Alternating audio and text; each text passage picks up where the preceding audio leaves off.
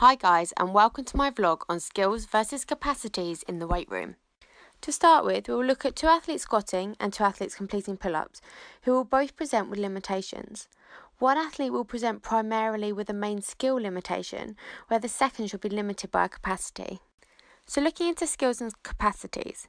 A skill limitation can be improved with practice and often responds well to verbal cues to make the necessary changes to allow the athlete to move in a more efficient pattern.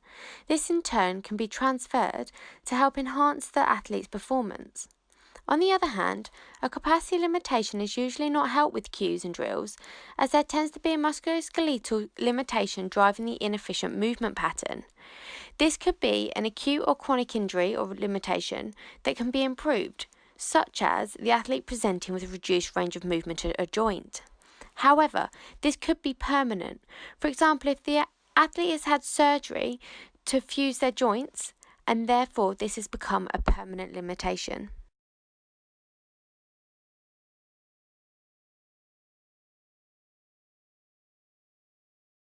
We're going to look at Seb completing a front squat.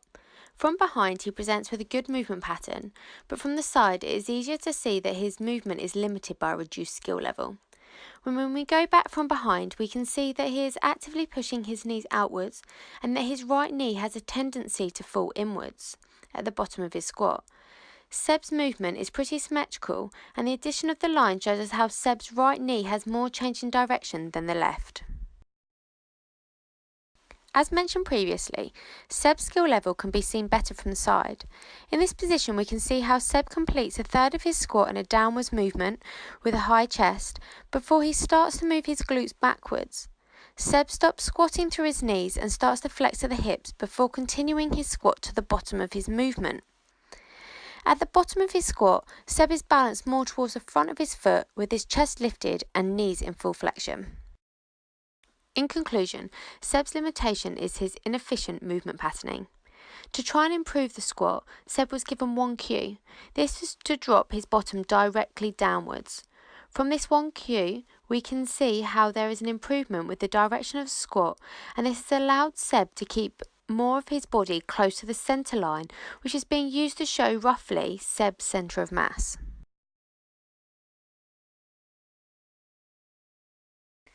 The second athlete squatting is James. James appears to present with a skill limitation. He has poor movement patterning with more of his weight transferring towards the right. When in a closed chain exercise, such as the Smith machine squat, James finds it easier to stay more central and to keep his chest up. When moving James to a front squat with a stick, his right knee falls further forwards than the left, and this leads to the appearance of right foot pronation and more internal rotation of the right hip. From the side, James has an increased amount of hip flexion and is not able to gain his full knee flexion. James actually has a capacity limitation of reduced left knee flexion. When kneeling, James is unable to sit on his feet. In some athletes, this could be because of tight quads, such as tightness in the rectus femoris. However, for James, this is actually a musculoskeletal problem. James has had multiple knee arthroscopies and is limited at 120 degrees of left knee flexion.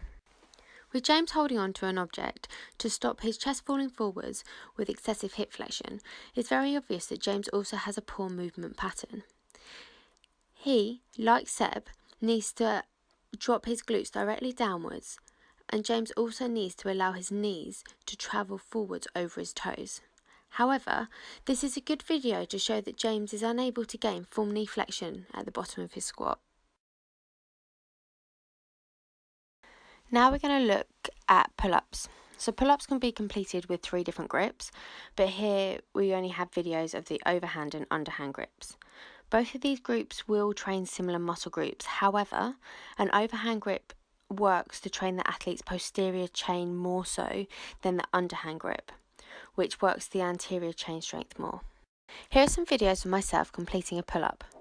When having a quick look, it appears that I'm slightly unsymmetrical in my movement pattern, but there is good concentric control. When I'm in the undergrip, this movement is slightly more challenging, but there is still that similar level of symmetry, and it just shows that my right side is slightly stronger than my left.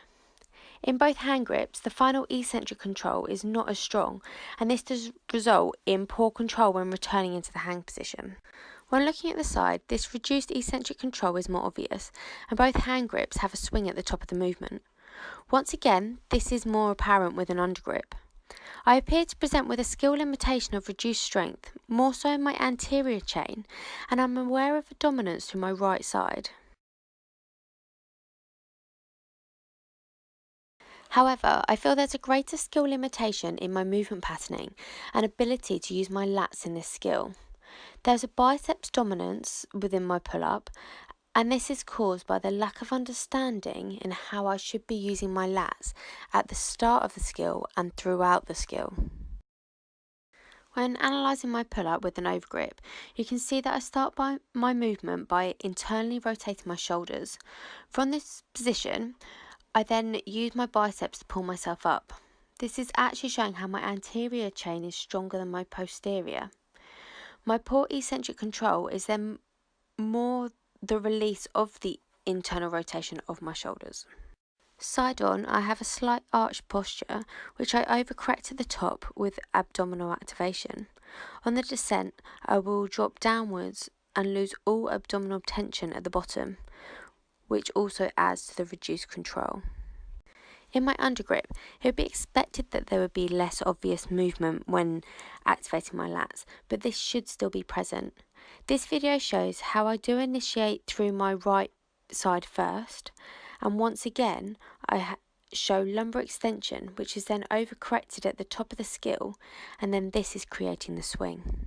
For my pull-up to improve, it would be appropriate to use a cue such as give yourself a neck and then pull your elbows into your back jean pockets. This would not only promote posterior chain strengthening, but would also most likely reduce the feeling that I should overcorrect my posture at the top of the ascent of the pull-up. This would also help with maintaining a strong eccentric movement pattern with an increased skill level. The next athlete we will look at is John. John does struggle with pull-ups in both grips. Some would say that he struggles with his movement patterning because of his strength. However, he does have a capacity limitation. John completes his undergrip pull-up with a degree of left side neck flexion and right neck rotation.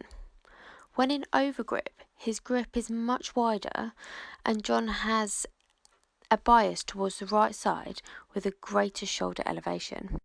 When we add the line to the video, we can clearly see that John's right shoulder is elevated, and this in turn has resulted in his right elbow also appearing to be higher.